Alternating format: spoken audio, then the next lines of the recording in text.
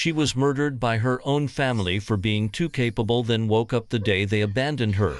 This is Joe's story, and trust me, it's a wild ride that'll make your blood boil and your jaw drop.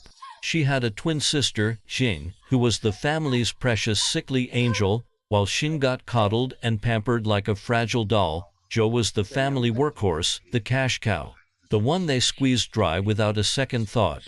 She dropped out of college to fund her older brother's PhD, drank herself into a stomach ulcer to save her second brother's failing business, and pulled every string in the book to get her third brother into the military. She was literally building their futures with her own blood, sweat, and tears, thinking family actually meant something, thinking they'd have her back. She was the reason they succeeded, the foundation they built their lives on. But here's where it gets dark, really dark. The moment Joe started succeeding on her own, the moment she started building a life for herself instead of just funding theirs, her family decided she was too ambitious, too calculating, and not pure enough compared to Xin.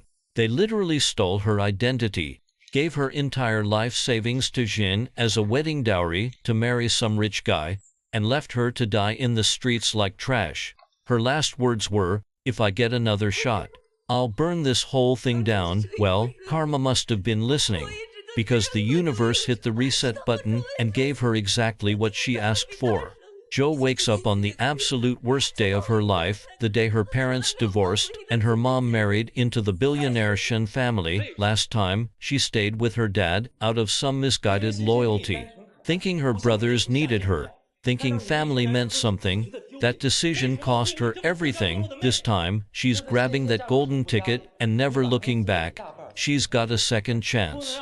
And she's not wasting it on those ungrateful leeches who stabbed her in the back. She's not making the same mistake twice.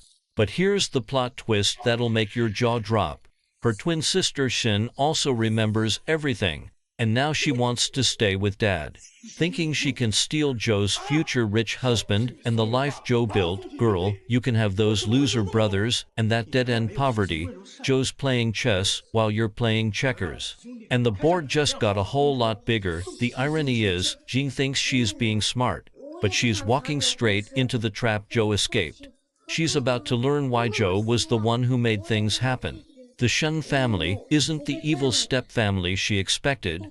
Grandma Shen takes one look at Joe and sees something special, something her own family never did.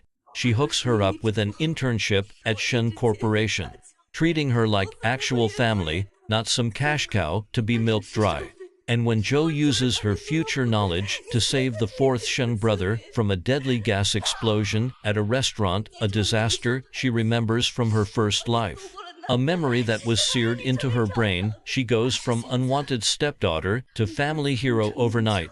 The grandmother's calling her granddaughter, the brothers are calling her sister, and she's got a seat at the table she never had before. She's gone from rags to riches, from zero to hero, from doormat to queen. But her original family, they smell money and opportunity like sharks smelling blood in the water.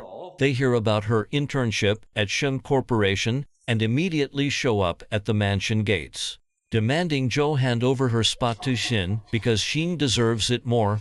The audacity is absolutely astronomical. They're standing there, the same people who left her to die, now asking for handouts, trying to bully her into giving up the opportunity she earned.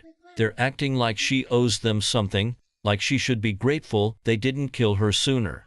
They're trying to use the same old guilt trips and manipulation tactics,